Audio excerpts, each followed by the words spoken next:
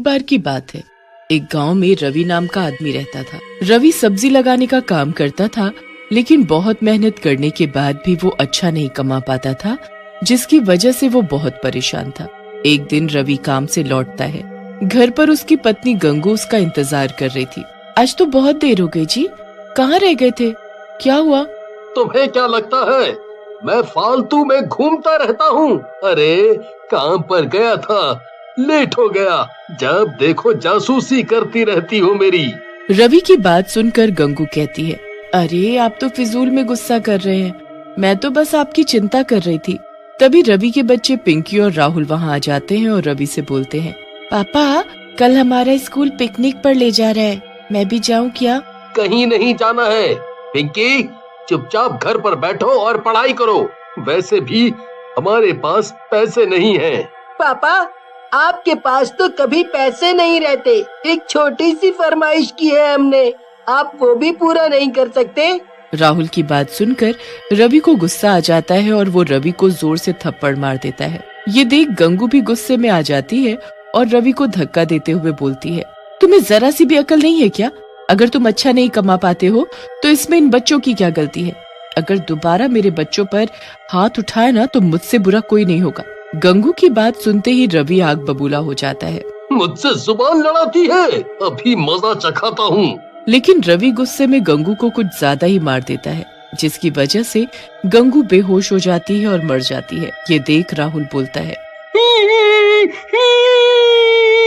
बस करें पापा, मम्मी बेहोश हो गई है। हम आगे से आपसे कुछ नहीं मांगेंगे, आप मम्मी को छोड़ दो। राहुल और पिंकी की बात सुनकर रवि रुक जाता है और नीचे गिरी गंगू के पास जाता है और उसे देखता है, लेकिन गंगू मर चुकी होती है। ये देख रवि डर जाता है। ये गंगू तो मर गई, मैं क्या करूं?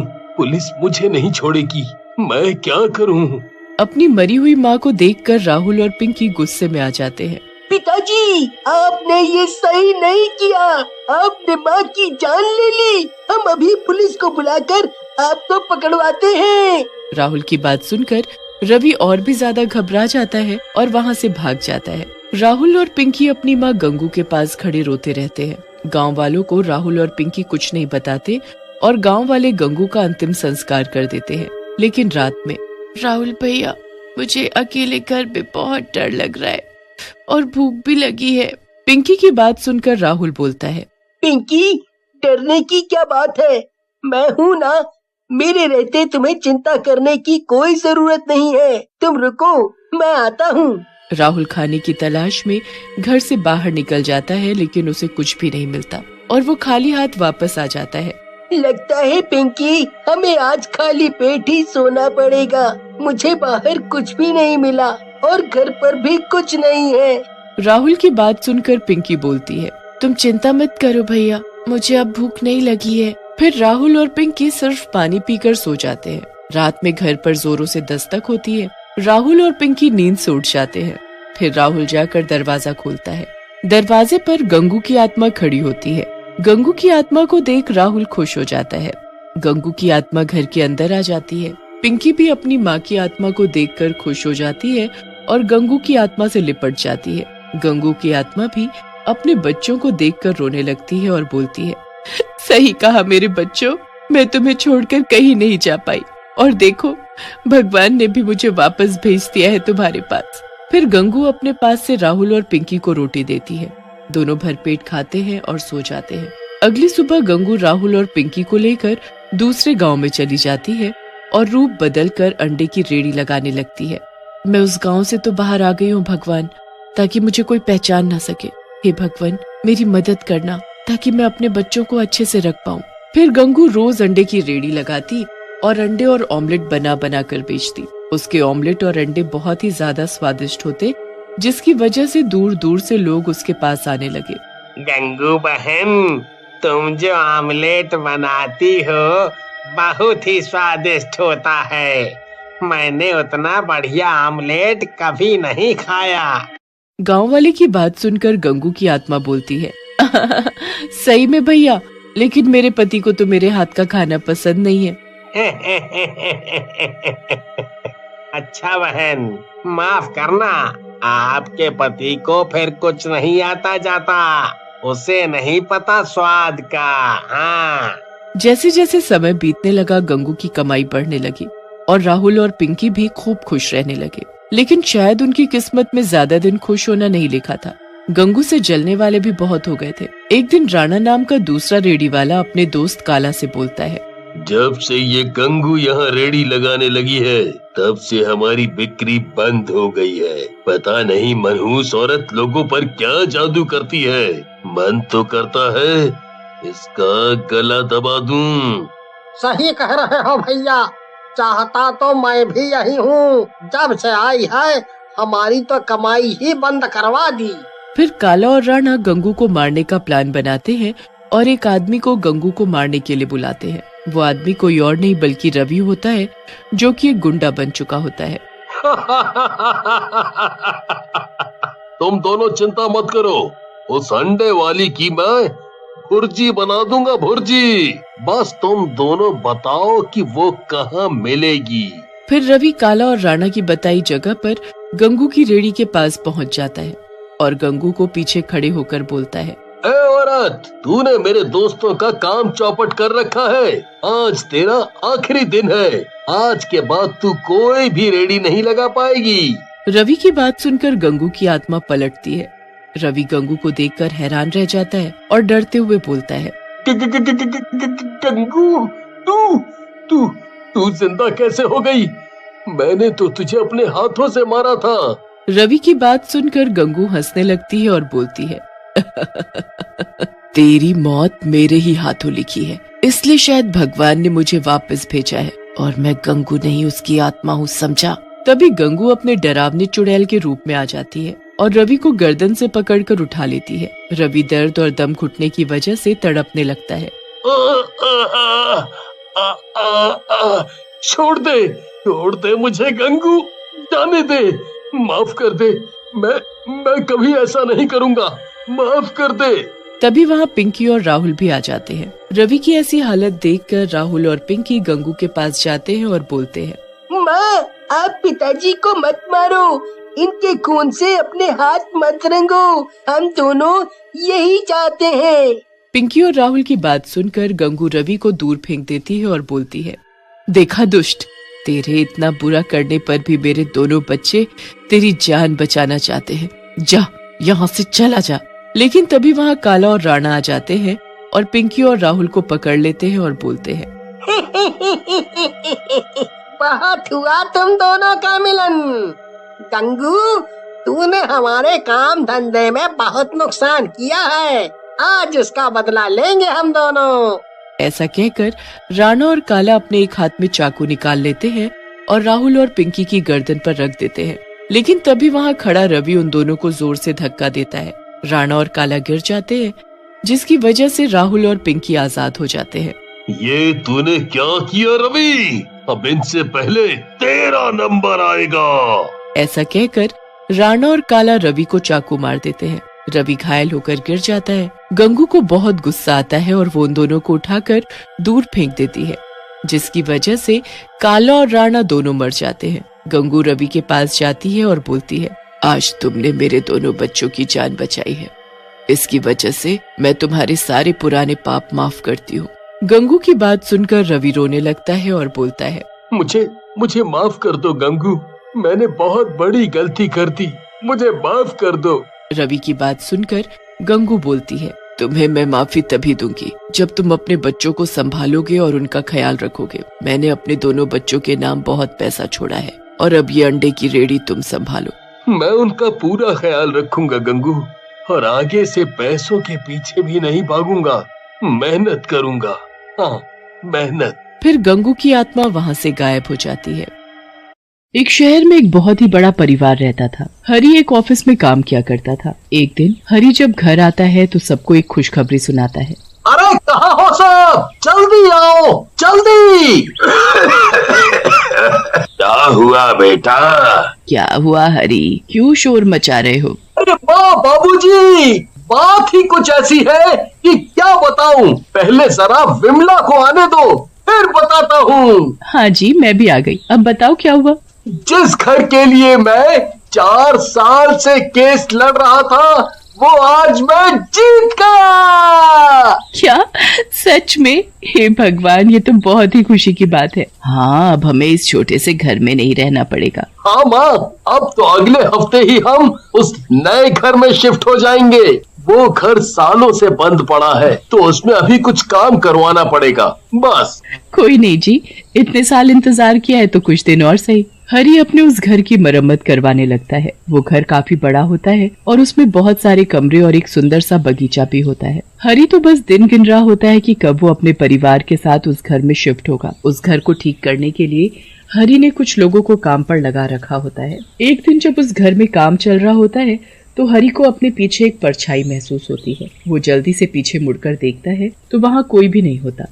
अभी तो यहाँ कोई न कोई था, शायद मेरा वहम होगा, क्या पता कोई मजदूर हो। ऐसा हरी के साथ 2-3 बार होता है पर कभी उसे कोई दिखाई नहीं देता। घर की मरम्मत का काम भी खत्म हो जाता है और पूरा हफ्ता कैसे बीत जाता है पता भी नहीं लगता। हरी और उसका पूरा परिवार फिर उस नए घर में रहने के लिए आ जाते हैं। सब इतना बड़ा घर देखकर बड़े ही खुश होते हैं, पर बच्चे सबसे ज्यादा खुश होते हैं क्योंकि उन्हें खेलने के लिए काफी बड़ी छत और बगीचा जो मिल गया होता है। ये घर सच में बड़ा ही सुंदर है, पर इतने बड़े घर में मुझे एक काम वाली तो चाहिए ही होगी। हाँ, मैंने पहले ही एक काम वाली से बात कर ली है, वो शाम से काम पर आ जाएगी, तुम चिंता मत करो।